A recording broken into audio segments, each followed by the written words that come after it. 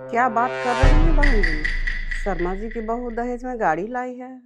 वैसे बहन जी, आपने ये नहीं बताया कि आपकी बहू दहेज में क्या-क्या लाई है? मेरी बहू मेरी बहू न तो गाड़ी लाई है, न ही जेवर। वो जो लेकर आई है, आजकल की बहुएं नहीं लेकर आती। अच्छा, आपकी बहू आखिर ऐसा क्या लेकर आई है? मेरी बहू अच्छे संस्कार लेकर आई है, घर को संभालने का हुनर लेकर आई है, सबके चेहरे पर मुस्कान लाने की कला लेकर आई है। और इन सबके सामने ये सोना, चांदी, गाड़ी, फ्रिज कोई मायने नहीं रखते।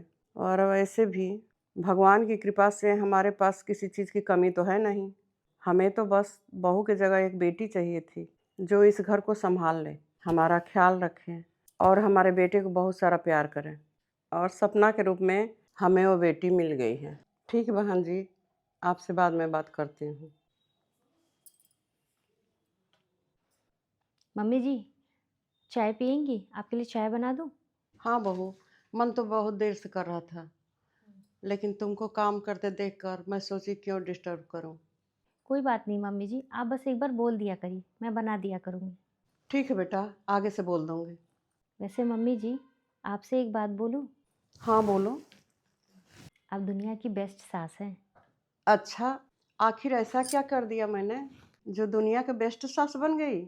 एक्चुअली मम्मी जी, जब मैं यहाँ आई थी, तो मुझे लगा कि बाकी सासों की तरह आप भी बहुत गुस्से वाली और खड़ूस हैं।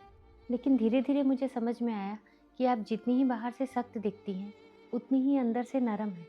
अरे आज की सासें तो दहेज के लिए अपनी बहू की जान तक ले लेती हैं, और एक आप हैं जो अपनी बहू पे ही जान छिड़कती हैं। सच में मैं बहुत लकी हूँ कि मुझे आप जैसी सास मिली।